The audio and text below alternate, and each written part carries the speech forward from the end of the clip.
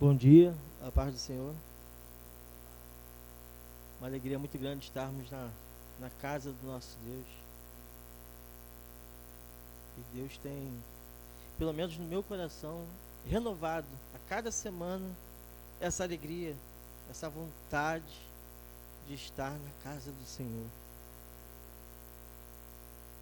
O salmista, ele diz que se encontrou com as mãos estendidas na congregação dos santos. Ou seja, lugar de crente é na casa do Senhor. Lugar de cristão é buscando a face de Deus. Porque é aqui que Ele nos visita, é aqui que Ele fala conosco, é aqui que Ele transforma nossas vidas. Eu posso retroceder e lembrar vários anos da minha vida, várias bênçãos, várias situações marcantes.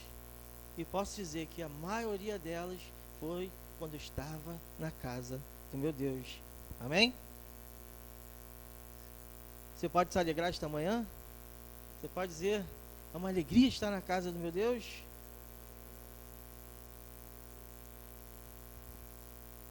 Ontem estivemos aqui e foi uma bênção muito grande estarmos aqui, arrumando, preparando tudo. O corpo hoje está um pouco cansado, mas é muito bom nós estarmos em comunhão, é muito bom nós estarmos cuidando da casa do nosso Deus.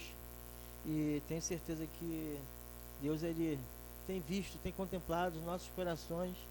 E muitas das vezes, quando nós paramos de buscar coisas, paramos de nos preocupar com algumas coisas, Deus faz acontecer. Então, recebe essa palavra, deixa um pouco de lado aquilo que você está precisando, aquilo que você tanto anseia, e busque a face de Deus, busque fazer a vontade de Deus, que no devido tempo Ele vai acontecer na tua vida. Amém?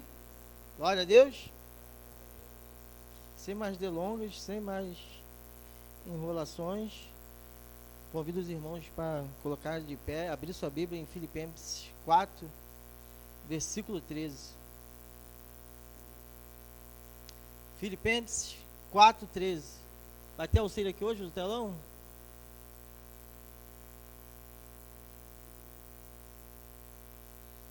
Quem não quiser abrir, pode acompanhar conosco aqui, ó.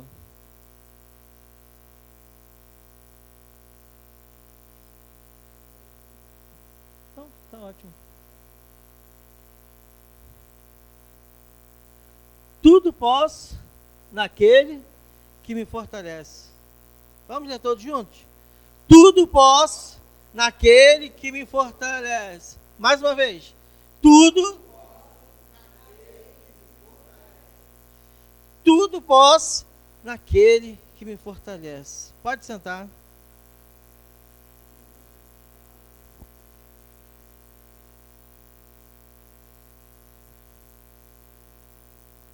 Antes de entrarmos nesse texto, eu gostaria de falar um pouco sobre a igreja que se encontrava na cidade de Filipos e também sobre essa cidade. E Filipos era uma cidade que era uma colônia do Império Romano. E a colônia naquela época é como se fosse uma réplica, uma miniatura de Roma. Então lá se tinham os mesmos costumes, as mesmas práticas, adoravam os mesmos deuses, falavam o mesmo idioma. Era como se estivesse em Roma. Filipos era uma das principais cidades da Macedônia. Ainda que a capital fosse a Tessalônica, Filipos era uma das principais cidades daquela região. Era como se fosse o Rio de Janeiro da Macedônia. Ou seja, qualquer pessoa tem como referência do Brasil o Rio de Janeiro. E muitos nem conhecem a capital, Brasília. Como nos Estados Unidos, a capital é Washington, mas a referência é Nova York. E Filipos era uma referência.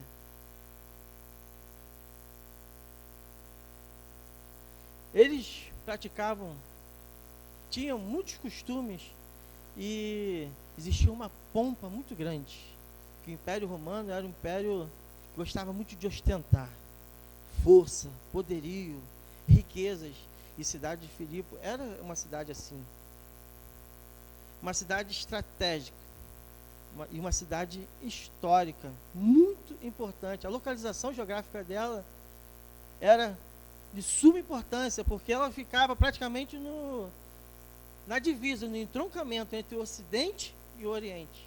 Ou seja, tudo passava por Filipos. Caravanas do mundo inteiro passava lá. E foi essa cidade que o apóstolo Paulo escolheu, ou melhor, Deus enviou o apóstolo Paulo, porque ele não havia escolhido Filipos, porque eles, dali, várias pessoas ouviriam a palavra do Senhor, e essa palavra se espalharia por todo o mundo.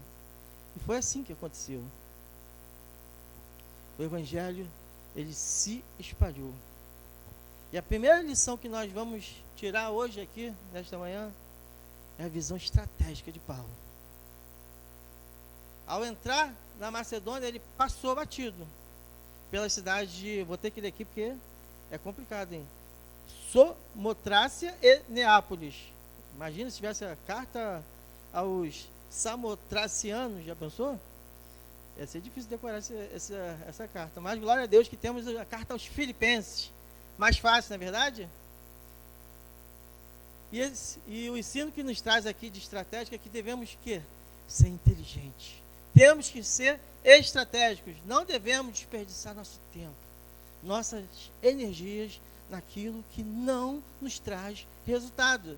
Essa é uma verdade, não só para a igreja local, mas é uma verdade para as nossas casas e para as nossas vidas. E se nós aplicarmos essa verdade, vamos ser muito abençoados. Mas aí alguém pode dizer, né? O pastor até falou isso. O pastor, ele leu aqui, ó, que está escrito aqui. Depois, quem quiser conferir, ele já até adiantou. Mas alguém pode dizer, mas presbítero Adriano, a nossa igreja não está muito bem localizada estrategicamente, não. E aí? E aí? Eu quero já de cara aqui abrir um parênteses aqui nessa mensagem. Deus, ele nos deu este local. A princípio, para nós estarmos reunidos, para nós cultuarmos, para nós congregarmos, para ser uma base para nós, para ser um refúgio. Mas existem estratégias em Deus. Um dia eu vou falar um pouco sobre isso, daquilo que Deus me mostrou. E foi inusitado, porque no período em que tivemos o primeiro contato com este imóvel, Deus usou o pastor Leonardo para estar nos trazendo o contato do Rodolfo e esse imóvel. E foi um momento em que eu estava um pouco distante do pastor Antônio, uma fase que a gente não estava assim, nos entendendo muito bem. E eu lembro quando ele botou lá as fotos no grupo do presbitério. E quando eu olhei aquelas fotos, vi lá e ele disse o que nós achávamos, que era para nós orarmos. E poucos segundos após ver aquelas fotos, veio uma paz no meu coração. E imediatamente eu falei, é de Deus. Porque quando as coisas são de Deus, Deus confirma com várias pessoas. Infelizmente, existem muitas pessoas que estão dizendo que é de Deus e está sozinho, remando contra o mundo e contra todos. Mas quando as coisas de Deus, Deus ele vai falando com um, vai falando com o outro. E um dia eu vou falar aquilo que Deus me mostrou sobre esse local. Mas, e assim, como é que funciona então, já que estamos escondidos? A nossa igreja, ela é uma igreja viva, uma igreja que atua fortemente fora do templo, fora dessas paredes,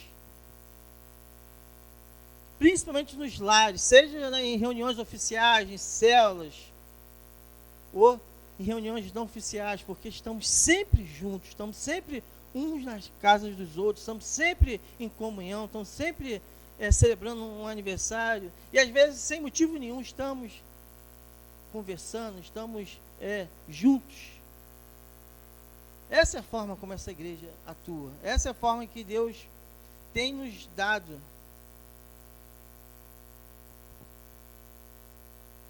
E principalmente através do testemunho de vida de cada um de vocês, de cada santo dessa casa. Sabia que você é um santo?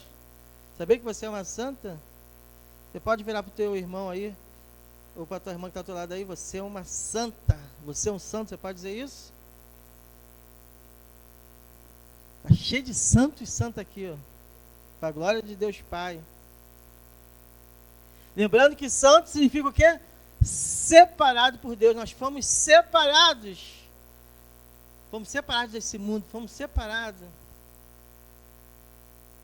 da vida que vivíamos e fomos trazidos para a luz de Cristo. Isso, Deus nos tornou santos em Cristo Jesus. Sabe que cada um de vocês é uma peça fundamental na estratégia dessa igreja. Porque cada um de vocês que vai sair dessas paredes e vai anunciar e viver o Evangelho de Cristo, é cada um de vocês que vai estar visitando os lares, vai estar falando do amor de Deus, vai estar orando por pessoas e principalmente vai estar convidando e trazendo pessoas para este local. Amém? Você é muito importante. O pastor, o presbitério e a liderança dessa igreja conta contigo. Você é fundamental nessa estratégia. Tome posse dessa missão, porque todos nós fomos chamados ao quê? Para pregar o Evangelho, para viver o Evangelho. Mesmo aquele que chegou hoje, no próximo culto já está falando, já está trazendo outra pessoa, porque não precisa elaborar um discurso eloquente, não precisa ter um conhecimento profundo da palavra de Deus, mas sim falar: Cristo mudou minha vida, Cristo tem algo para a sua vida. Ou simplesmente: vamos lá na minha igreja, que horas que eu posso passar na sua casa? Porque eu sou de uma época que a gente convidava e ia na casa da pessoa, e ficava lá 1 hora antes do culto esperando a pessoa se arrumar, vambora, e levava, e depois ainda levava de volta na casa ainda. Hoje a gente convida e fica um esquecimento. Às vezes a pessoa aparece e quem convidou nem aparece no culto. Nós temos que voltar essas práticas, temos que voltar a ter esse entusiasmo de estar trazendo pessoas conosco, de estar convidando as pessoas para estar na casa de Deus. Amém? Antes da segunda viagem missionária de Paulo, aconteceu um concílio em Jerusalém. E esse concílio foi muito importante. Eu prefiro a palavra assembleia, porque concílio traz uma denotação um pouco diferente. E nessa assembleia, os apóstolos e presbíteros deliberaram sobre algo que estava trazendo confusão e divisão nas igrejas, no povo. E foi ali lançado as estacas da pregação do Evangelho. Ali foi um marco na história da igreja, porque é através de Cristo. É somente por Cristo, mediante a graça de Deus. Ou seja, a salvação agora não é mais por obras, agora não é mais necessário rituais. Não, agora é apenas pela fé. Porque existiam os judaizantes, um grupo que dizia que os gregos, os gentios, que não eram circuncisados, deveriam ser circuncisados para poder fazer parte da igreja. E foi ali determinado, estabelecido, que a salvação é pela fé. Que a salvação é dom de Deus, é graça de Deus, e é recebida através da fé em Jesus Cristo, não sendo mais necessário circuncisão ou qualquer outro ritual ou tradição. Foi ali estabelecido que não há mais prioridade, não há mais acepção de pessoas, seja homem ou mulher, judeu ou gentio, livre ou escravo, rico ou pobre. Todos aqueles que receberam a verdade de Cristo e que creram fazem parte do corpo de Deus, fazem parte da comunidade dos santos. Infelizmente, vivemos num mundo hoje em que as pessoas estão tentando adicionar. Tem que fazer isso, tem que fazer aquilo, tem que dar aquilo outro. Estão distorcendo a Bíblia, estão adicionando, lançando julgo sobre as pessoas. A palavra do Senhor diz, Jesus disse, quem crê e for batizado, será salvo. E se alguém se levantar e pregar um evangelho diferente desse, que inclua práticas judaizantes, práticas esotéricas, ou terapias psicológicas, que seja anátema, que seja maldito, pois não tem parte com Deus. E esse tem o espírito do falso Cristo. Porque ele veio para trazer a liberdade, mas muitos têm trazido julgo, têm trazido um peso sobre a igreja, dizendo que tem que ser feito vários rituais para ser salvo em Cristo. E essa manhã eu quero trazer essa boa nova para a sua vida. Se você crer, você é salvo em Cristo. Receba essa graça, porque essa graça ela é para todos. A Bíblia diz lá em 1 João que todos que creram, ganharam, receberam de Deus o direito de ser chamado seus filhos. Basta crer. Claro que depois que nós cremos, existe outros passos a dar. E isso precedeu essa segunda grande viagem de Paulo. Paulo passou lá em Derbe e Listra, porque antes precisava dar uma reforçada no time. E lá encontrou um jovem muito especial. Um jovem que Paulo ainda ia descobrir que seria fundamental na vida e no mistério dele. E foi lá que Timóteo se juntou a Paulo, a Silas e a Lucas, para seguir nessa viagem missionária.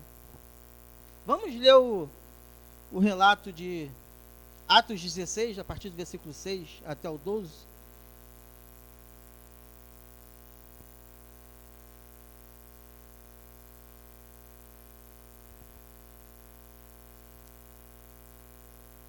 Atos 16, 6 até o 12.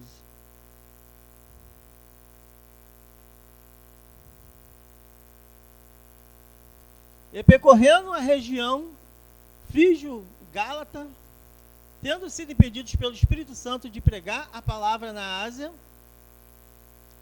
defrontando Mísia, tentavam ir para Bitínia, mas o Espírito de Jesus não o permitiu. E tendo contornado Mísia, desceram a Troade.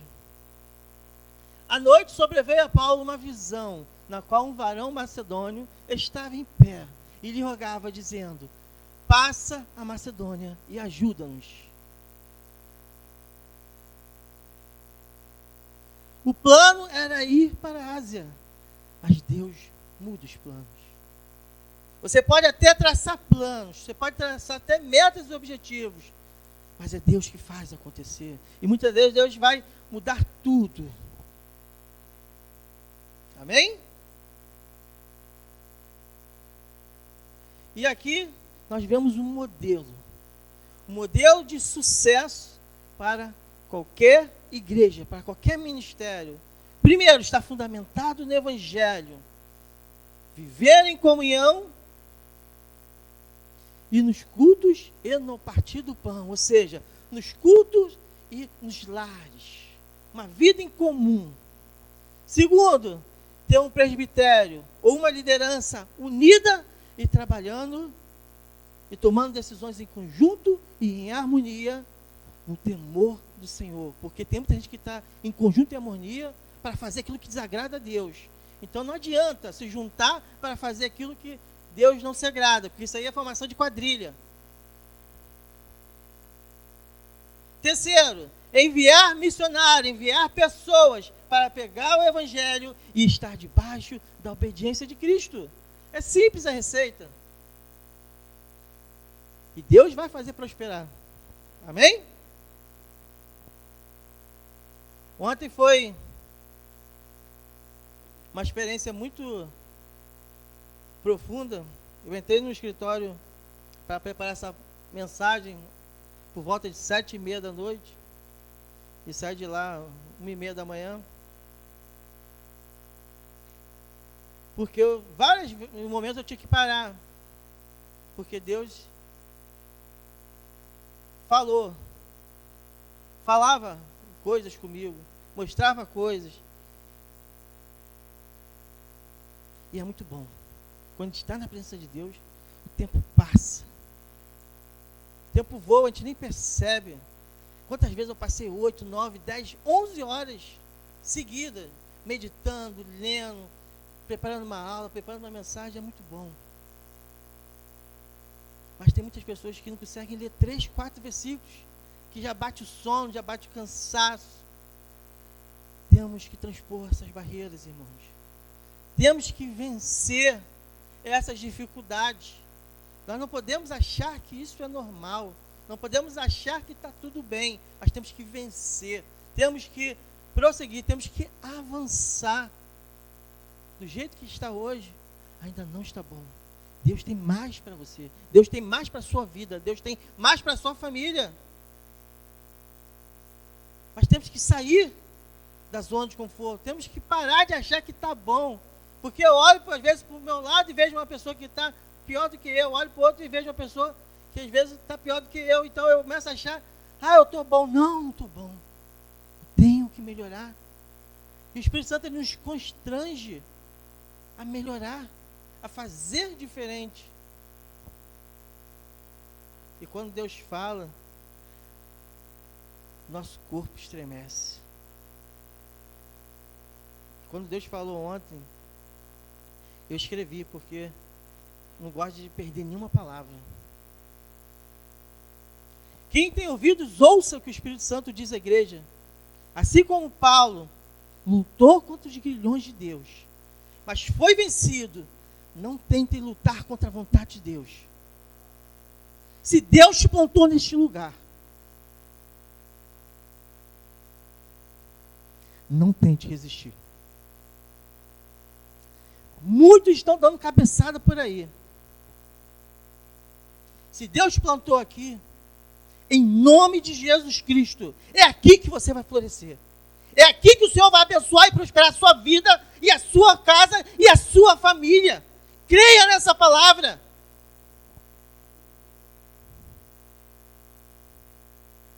Pastor Antônio, assim diz o Senhor, você foi plantado nesta terra.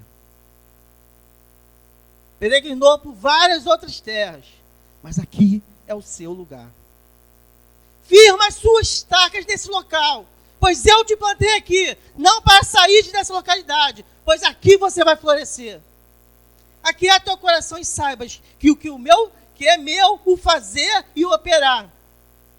Eu sacudi a videira, assim como eu sacudi a figueira. E meus filhos estão espalhados por este mundo e essa nação. Mas tem chegado um tempo em que vou reunir meu povo, assim como a galinha ajuda os seus pintinhos sobre as suas asas. Eu tenho escolhido e ungido pastores para apacentar esse rebanho e tenho colocado sobre os teus cuidados um grande rebanho. Mas saiba que não é do seu jeito ou maneira, mas é conforme a minha vontade. Creia e receba essa palavra.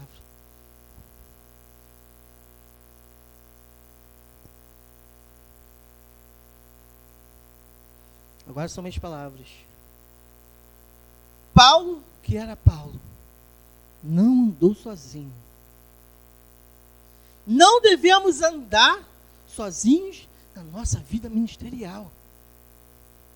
Quem tem entendimento, entenda e viva essa verdade.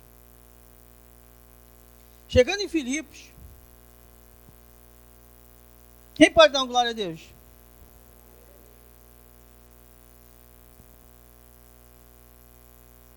Chegamos ao fim da nossa introdução. Chegamos a Filipos.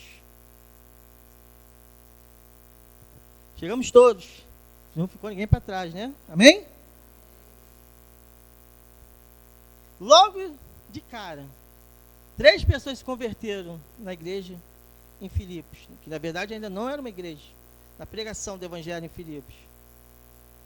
Uma mulher chamada Lídia, ela era uma empresária, muito rica. Depois, uma escrava. E depois, um carcereiro. Um funcionário público de classe média.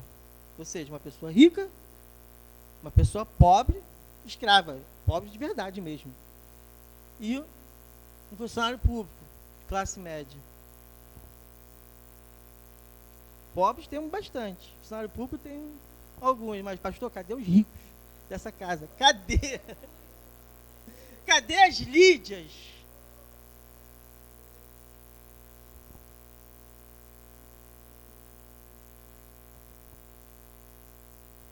Filipos era uma igreja abençoadora. A Lídia foi uma grande mantenedora daquela igreja. E aquela igreja, ela entendia esse princípio. E essa igreja foi a principal igreja que manteve, que abençoou, que cooperou com o ministério de Paulo. Paulo estava na Tessalônica, na capital da Macedônia, no local mais abastado. Os tessalônicos não chegaram junto com Paulo, não. Mas graças a Deus que existia Filipos. E ele foi para Corinto, outro lugar rico. E também não ajudaram Paulo. Mas Filipos mandou provisões. E chegou a notícia de que os pobres da Judéia estavam passando necessidade, porque havia uma fome naquela época. E Filipos mandou ofertas para Jerusalém. Mandou ofertas, abençoou pessoas, igrejas que nunca conheceram. E nós muitas das vezes queremos escolher quem vamos abençoar. Só queremos abençoar quem pode fazer alguma coisa por nós em troca. Muitos não entenderam esse princípio. Por isso que muitos não alcançam riquezas. Porque um rico, quando entrega a vida a Cristo, ele entrega tudo. A riqueza é colocada a serviço de Deus. Temos que aprender isso. Temos que aprender a ser generosos. Temos que aprender a olhar. Não adianta também nós abençoarmos a casa do Senhor e quando chega lá fora, temos a pessoa necessitada e não fizermos a nossa parte. Eu não estou dizendo que você tem que sair para ir distribuindo dinheiro para todo mundo. Não. Mas estou dizendo que não existe ninguém tão pobre que não possa abençoar. Como não existe ninguém tão rico que não precise ser abençoado. Entenda isso. Ah, mas eu não sei para que é o dinheiro, vai usar drogas, vai fazer isso ou aquilo. Existe algo dentro de você chamado Espírito Santo de Deus. E ele te direciona, e ele te diz o que fazer. E ele vai te constranger em alguns momentos. Dê para esse, não dê para esse. Mas seja sensível, não tenha um coração duro. Seja um abençoador. Entenda que mais abençoado, mais bem-aventurado, não é aquele quem recebe, mas é quem dá. Isso é um princípio espiritual. Quer ser abençoado? Senhor, me abençoa para eu poder abençoar. Eu quero dar. Eu quero fazer a diferença na vida das pessoas. Mas tem muitos que são verdadeiros mendigos da fé. Não, tudo a mim. Senhor, dá para mim. Irmão, ore por mim. Pastor, ore por mim. Fulano, vá lá na igreja, coloca meu nome lá. Não. Temos que aprender a tomar posse da autoridade que Cristo nos deu. Amém? Vamos avançar, que o tempo é curto. Filipenses 4:13. Quem nunca disse essas palavras? Mesmo que em circunstâncias fora de contexto. Quem nunca disse? Tudo posso naquele que me fortalece. Todos já disseram. Até os ímpios já disseram, tudo posso naquele que me fortalece. Mas eu espero que a partir de hoje, você nunca mais fale ou leia essas palavras da mesma forma. Hoje vamos entender melhor o significado deste versículo. Tudo posso naquele que me fortalece.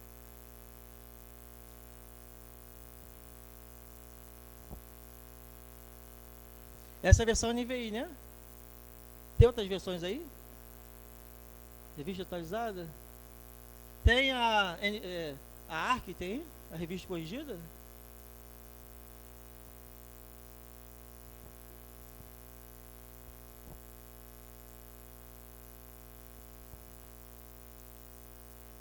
Posso todas as coisas em Cristo que me fortalece. Essa é a fiel.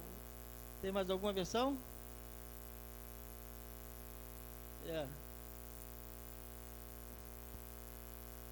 a ARC.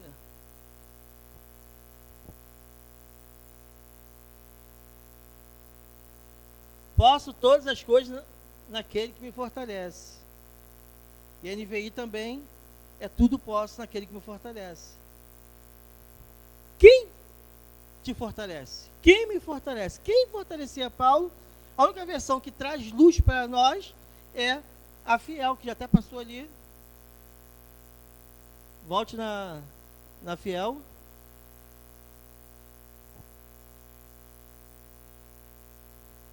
AFC. ACF, perdão. Posso todas as coisas em Cristo que me fortalece. Sabia que muitas pessoas não sabiam nem que é Cristo que fortalece? Posso todas as coisas em Cristo que me fortalece. Em Cristo. É tudo dele e por ele.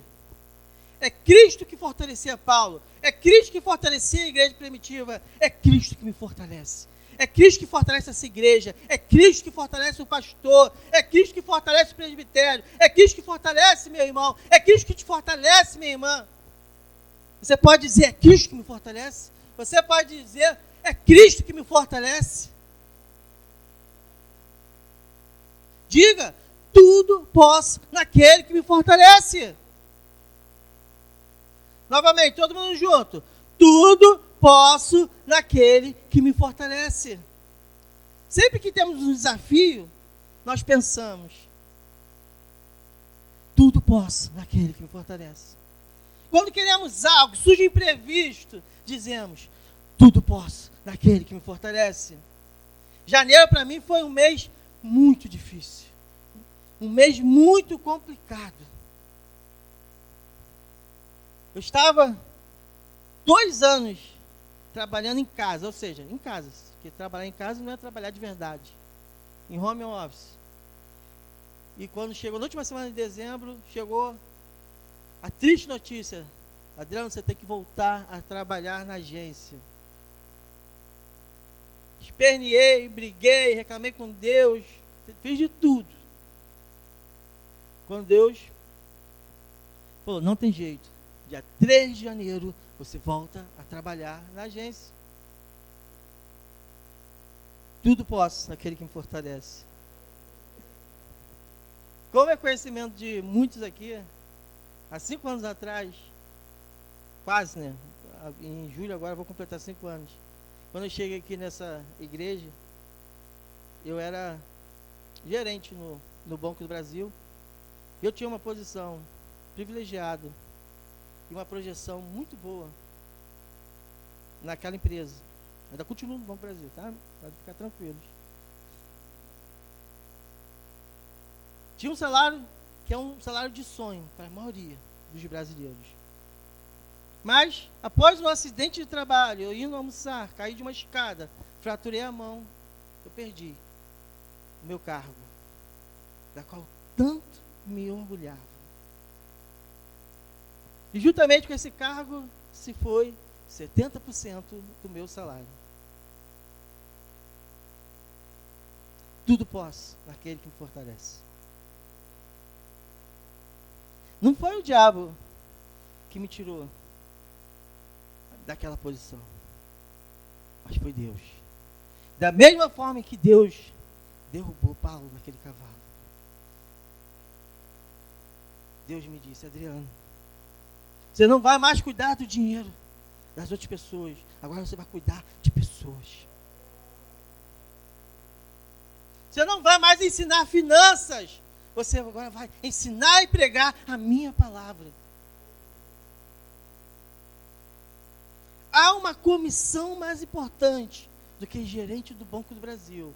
Existe um comissionamento, o ID de Cristo. Eu tenho algo maior, algo mais excelente na sua vida. Mas chegou janeiro. Dia 3 de janeiro voltou. Tive que voltar. Cheio de dívida. Material escolar. Eu nem vi quanto era o IPVA do carro, porque eu não tinha dinheiro para pagar. Para que eu vou sofrer por antecedência? Nem sei quanto é ainda. Mas tinha que voltar.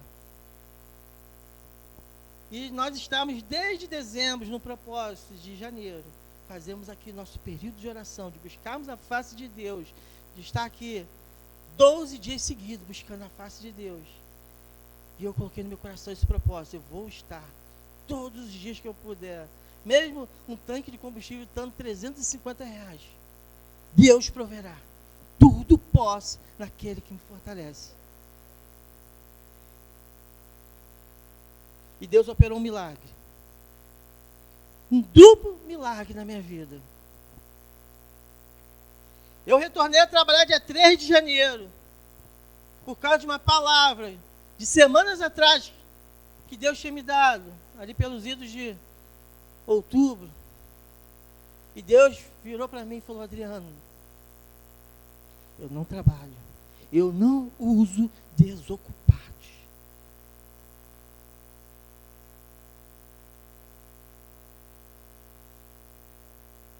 Antes de tomar posse daquilo que eu tenho para você viver, e será muito em breve ministerialmente, você tem que voltar para o seu trabalho, você tem que se tornar produtivo e você tem que honrar o meu nome naquele local. Quando nosso pai, nossa mãe puxa nossa orelha, dói, mas quando Deus puxa, não tem onde enfiar nossa cabeça, porque Deus está lá. Qualquer lugar que a gente tentar se esconder, Deus vai estar lá.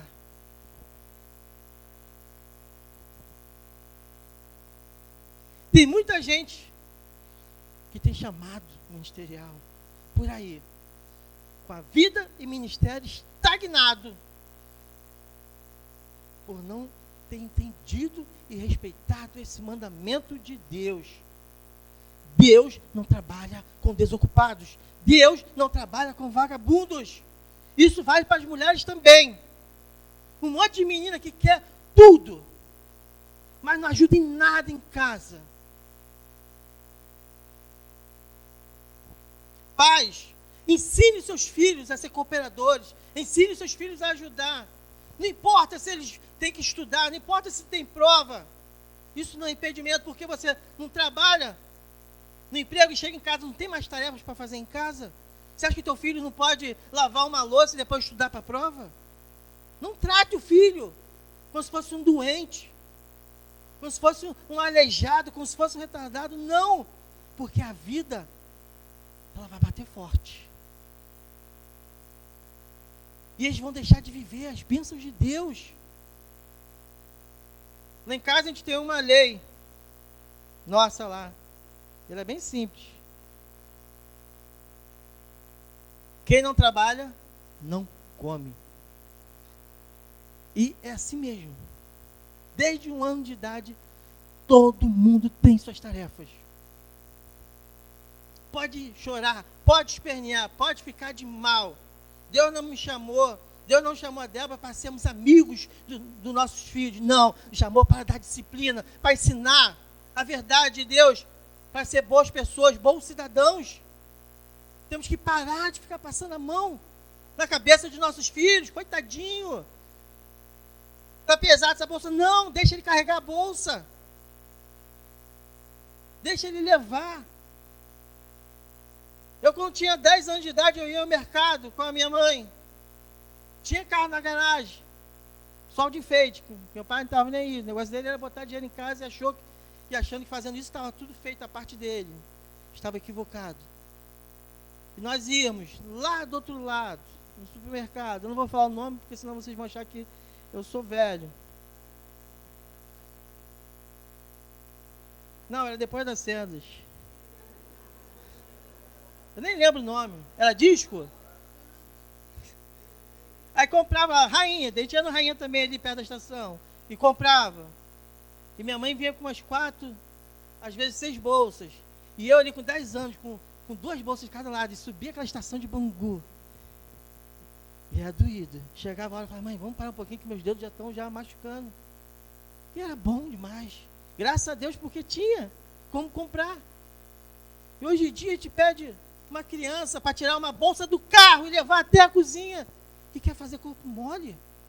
Não é assim que funciona, não. Temos que ensinar. Ontem eu fiquei aqui, boca aberta, aqui, pressionado.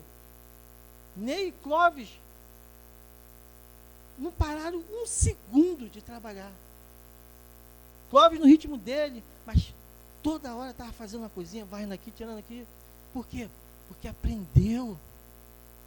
Eles tiveram uma experiência muito importante, que é o militarismo. Mesmo Ney sendo civil, mas viveu a vida inteira no ambiente militar. E é importante nós colaborarmos, nós fazermos a nossa parte. Porque quem age dessa forma não vai prosperar. E pior, tem um monte de obreiros por aí. Aqui não, amém? Que querem as melhores posições, as melhores oportunidades, mas não estão dispostos a varrer um chão, a lavar um banheiro. Quem age assim já está desqualificado como obreiro. Não serve, não entendeu o princípio de Deus. Nós somos chamados para servir. O maior serve o menor. Quanto mais nós avançamos nesse ministério, mais nós servimos, mais nós nos doamos, mais nós entregamos a nossa vida a Deus e aos nossos irmãos. E quem não está disposto a isso, procura outra coisa para fazer, porque não serve para o ministério. Não estou aqui para falar mentiras e dizer que vai dar tudo certo. Não! Se quiseres e ouvirdes, existe uma condição. As pessoas querem comer o melhor da terra. A pessoa quer o resultado, mas não quer pagar o preço de chegar até o resultado. As pessoas querem ter aquilo que você tem, aquilo que você conquistou, mas não querem pagar o preço que você pagou. Então valorize aquilo que você tem, valorize aquilo que Deus te deu, valorize onde você chegou. Aí você pode pensar, mas eu não cheguei a lugar nenhum, eu não conquistei nada. Olhe para trás. Eu tenho certeza que Deus já mudou, modificou muita coisa na tua vida. Você pode dizer amém? Voltei à labuta. E já no primeiro dia, o chefe virou, tem como fazer hora extra aí para ajudar? 2 anos sem trabalhar, não, como é que eu vou dizer não? E trabalhei até depois das 6 da tarde. E tem gente que fala que bancada trabalha só até 4, né? Cheguei em casa esgotado, exausto, não tinha uma energia nem física nem mental, porque um monte de pessoas falando comigo o dia inteiro, o tempo todo, às vezes 3, 4 pessoas falando ao mesmo tempo. Cansa a nossa mente. No dia seguinte, na terça-feira, já cheguei atrasado, porque eu não consegui acordar, tão cansado que eu estava. Porque aquele dia de trabalho, parece que eu trabalhei um mês num dia só. E cheguei 10h15 na agência. E quando eu cheguei, eu achei estranho, pensei que tivesse acontecido alguma coisa, pegado fogo, alguma coisa, que o meu chefe estava lá de fora, na calçada, quase na rua, me esperando. E ele virou para mim, Adriano, eu tenho que sair para resolver um problema aí. Faz o seguinte, assume aí, toma conta da agência toda, que mais tarde eu te ligo e a gente conversa. Eu, como assim? Aí entrei e fomos trabalhar. Aí no final da tarde ele falou, vou ficar 3 dias numa missão aqui no centro da cidade e você é o novo gerente da agência.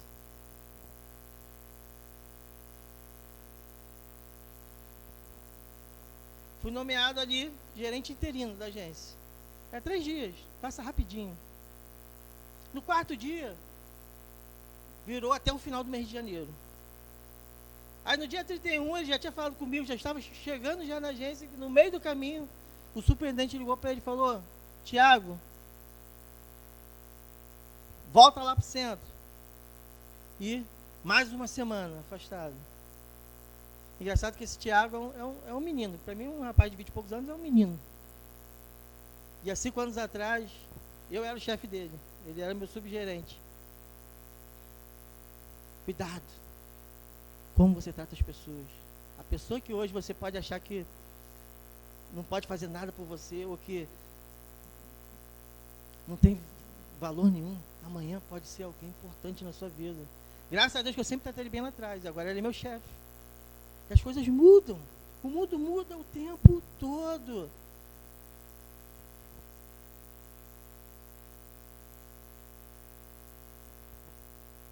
E ele voltou a segunda passada agora. E foi uma correria em janeiro, porque eu saía 6 e pouco. Teve um dia que eu saí 7h30 da agência. E não consegui estar nos 12 dias, mas estive nos 10 dias aqui na igreja. Alguns dias vindo direto do trabalho. E segundo ele chegou agora, eu falei: Deus, eu estou cansado. Não estou aguentando. Manda esse garoto de volta, porque já não está faltando energia. Na semana teve um dia que 8 horas da noite eu já estava dormindo já. Já estava indo para a cama.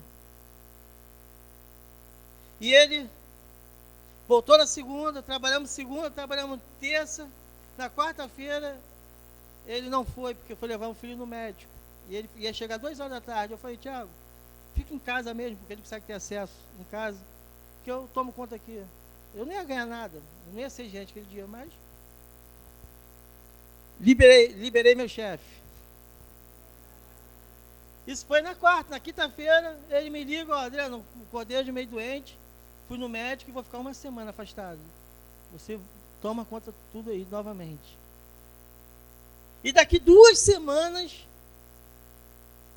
ele volta na quarta, trabalha mais 2 semanas e entra de férias.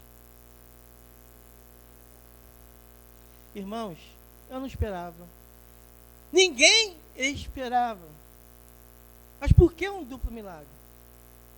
Porque desde que eu deixei de ser gerente, foi algo que foi muito doído, algo que marcou e machucou, principalmente minha autoestima. Porque eu sempre fui uma pessoa que gosta de organizar, que gosta de liderar, e era muito bom ter funcionários, e montar equipe, e formar lá estratégia, e dar metas, e cobrar, e ensinar, e mostrar: não é desse jeito, não fala isso, fala aquilo. E é muito bom comandar, é muito bom estar na frente. E eu sempre fui assim, sempre foi da minha natureza. Meter as caras e fazer as coisas. E a verdade é que eu sou um pouquinho mandão. Né, Débora? Só um pouquinho, né? E eu sentia muita falta disso. E Deus, Ele me trouxe de volta para poder tratar a minha alma. Às vezes você acha que Deus, Ele não percebe aquilo que está te fazendo sofrer, aquilo que está te entristecendo. Às vezes é algo que você fazia antes, que agora você não consegue mais fazer. É algo que você tinha antes e não consegue mais ter. E Deus contempla. E Deus, Ele tratou na minha alma. E Deus, Ele tratou uma dor que havia dentro de mim. Claro que no meio desse percurso eu entendi que não é isso que eu quero para a minha vida mais. Claro que se Deus abrir a porta, a gente vai entrar. Mas, em alguns momentos, Deus, Ele diz: ó, agora é eu que tomo conta, agora é eu que faço. Nós temos que aprender a estar na dispensação de Deus, na dependência de Deus. Porque muitas vezes nós queremos fazer do nosso jeito, com as nossas forças, mas não é assim que funciona.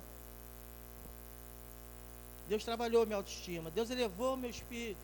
Como nós costumamos dizer lá no banco, Deus me oxigenou. Muitas vezes nós nos sentimos secos. Muitas vezes nós nos sentimos fracos, apáticos, sem esperanças, incrédulos e vazios. E Deus vem e nos toma pela mão, e nos levanta, nos vivifica a alma, renova nossas forças, rejuvenesce nosso corpo e aviva a nossa fé. É esse o Deus que nós servimos, é esse Deus que eu sirvo. Em segundo lugar, um grande milagre financeiro. Ainda não recebi, mas tenho grandes expectativas nesse salário. E sei que vai me abençoar.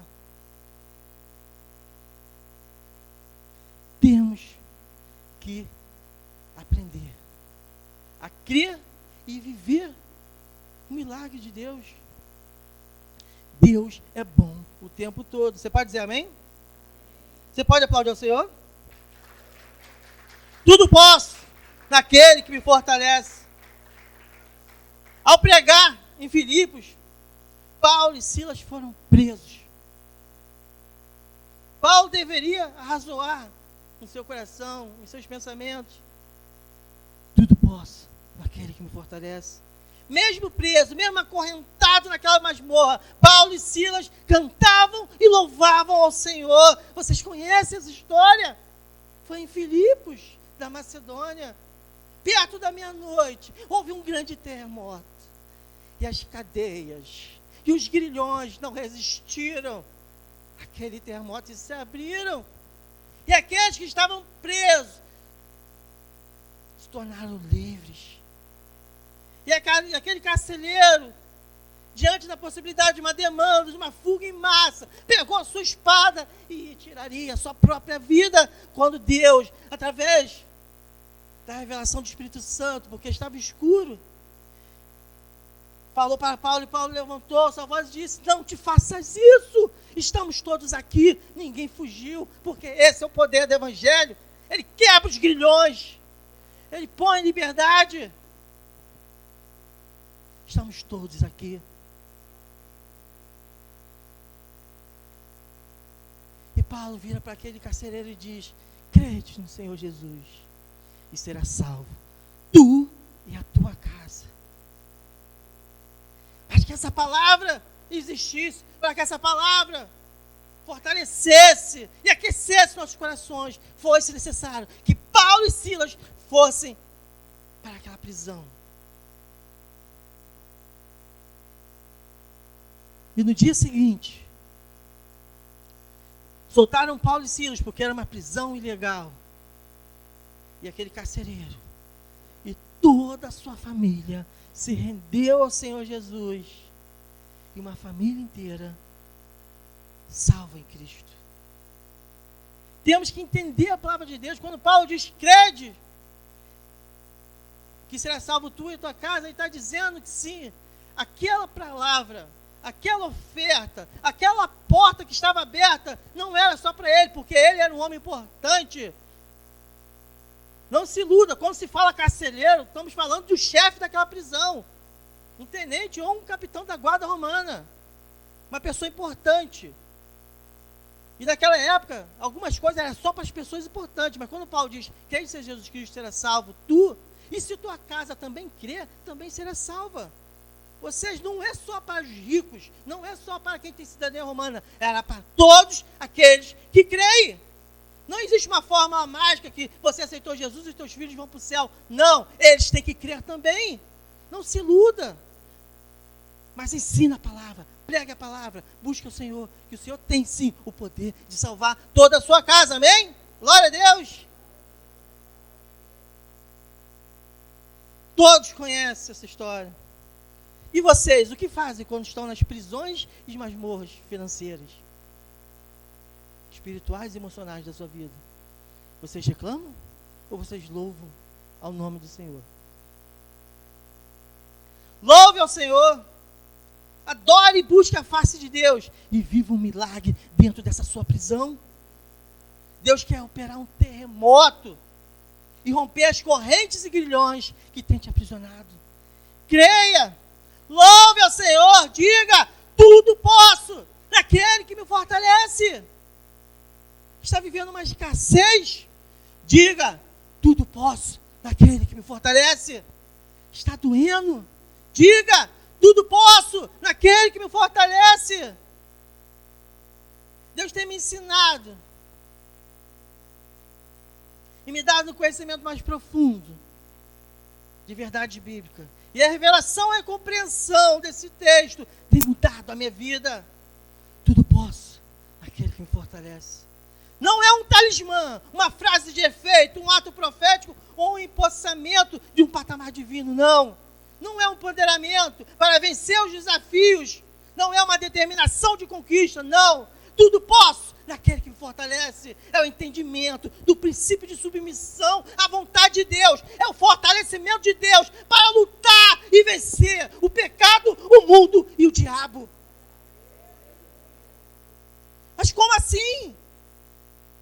Tudo posso naquele que me fortalece. É a capacitação divina para vencer o pecado. Você não precisa mais pecar. Você não precisa mais viver desse jeito. Porque tudo posso naquele que me fortalece. Quando vier os pensamentos impuros, diga: tudo posso naquele que me fortalece.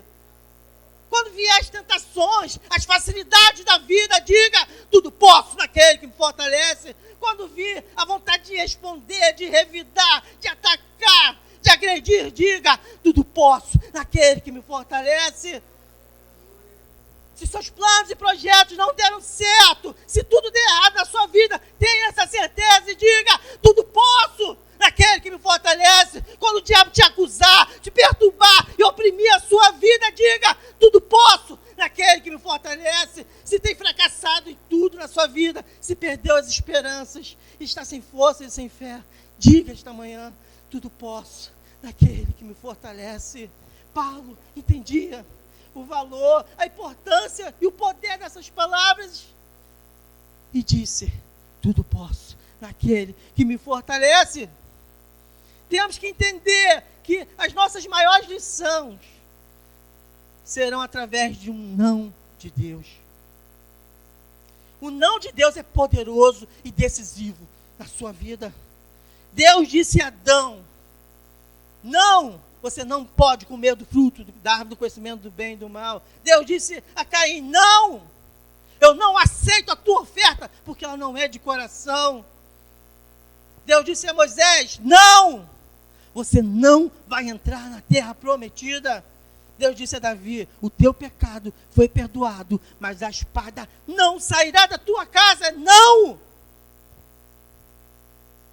Deus disse a Jesus, no Getsêmani, Jesus suplicou, a agonia, a dor era tanta, que o nosso mestre transpirou sangue, e ele disse: Senhor, se possível, passa de mim esse cálice. E o Senhor falou: não!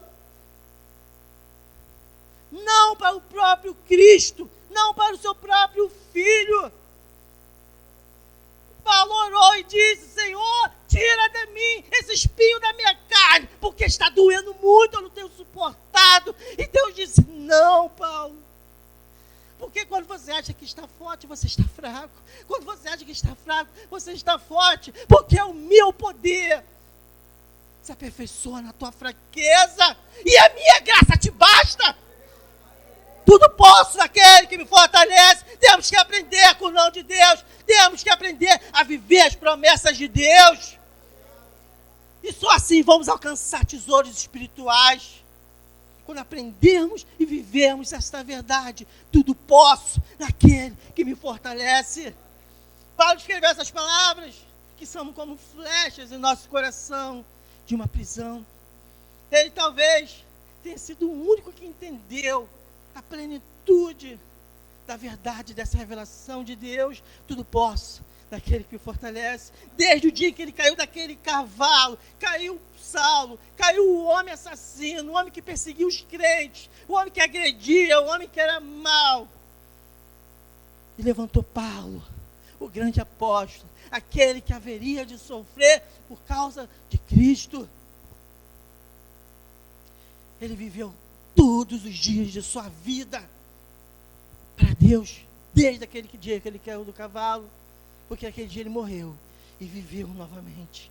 Ele foi para Damasco, pregou a palavra, teve que sair correndo da cidade, descer por um muro para não morrer, e dali foi levado por Deus para a Arábia. Durante 3 anos, recebeu diretamente de Cristo a revelação. Da mesma forma que os apóstolos passaram 3 anos com Cristo, Paulo também passou 3 anos com Cristo, e a revelação espiritual diretamente com Deus, porque o evangelho que foi dado a Paulo, não foi dado por homens, mas pelo próprio Cristo. Esse é o apóstolo Paulo.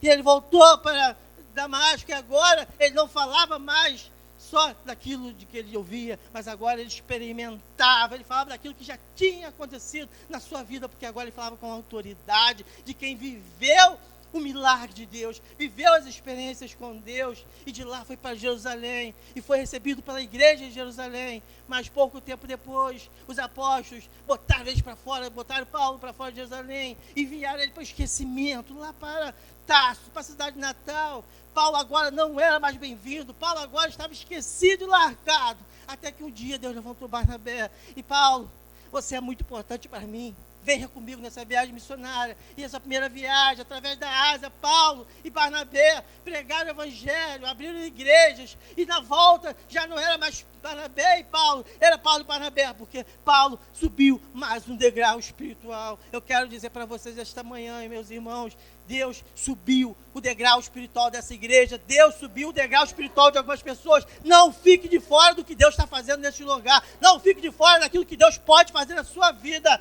Temos vivido, temos visto coisas grandes, e Deus tem dito, é só o começo, tem mais por vir. Não fique de fora, creia.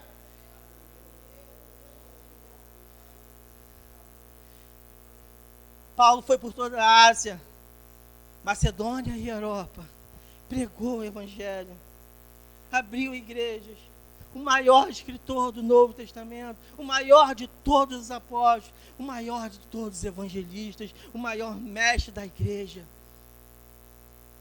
Até os dias de hoje, Paulo é um dos maiores influenciadores que existiu na história deste mundo.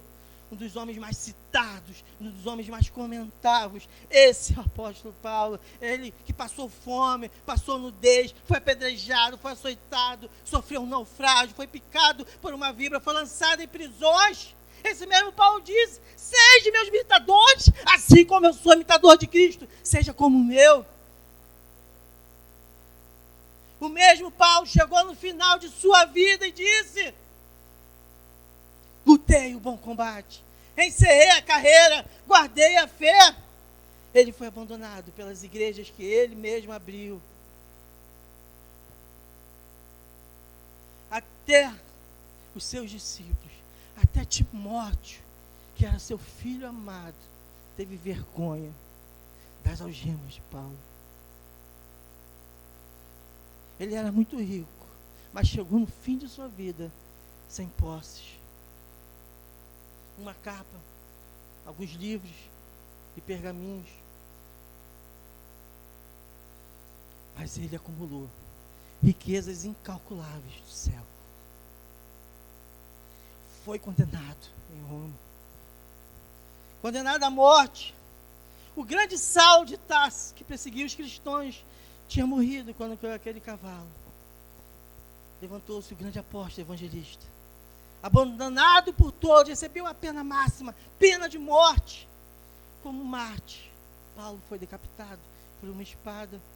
Seu corpo tombou, caiu por terra. O corpo dele de um lado, a cabeça rolou pelo outro.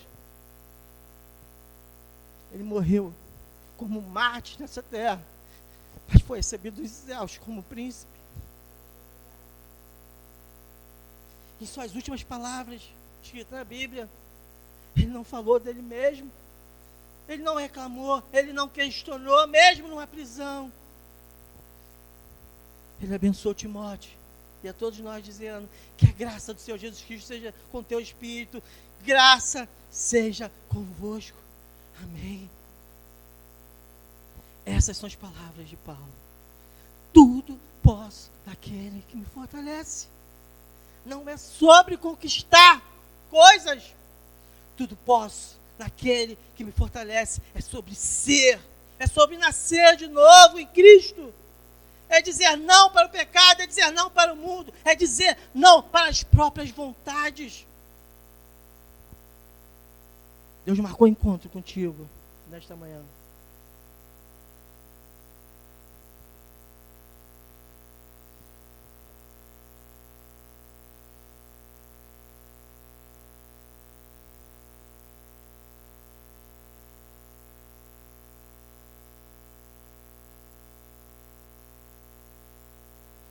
Tudo posso naquele que me fortalece. Deus tem chamado essa igreja e a todos nós a vivermos um novo patamar nele. Chegou a hora de entregar tudo nas mãos de Deus. Não apenas seu coração, mas os seus pecados, suas vontades, os seus sonhos. Deus tem chamado homens, mulheres e crianças para trilhar este caminho. Caminho esse que Cristo abriu, um novo e vivo caminho. Caminho esse que Paulo trilhou. Deus te chama esta manhã para trilhar esse caminho. E que a partir de hoje, cada vez que o pecado bater a sua porta, você diga: tudo posso naquele que me fortalece. Quando a tristeza e a solidão chegar, tudo posso naquele que me fortalece. Quando a ansiedade e a depressão alcançar a sua vida, diga: tudo posso naquele que me fortalece. Feche seus olhos.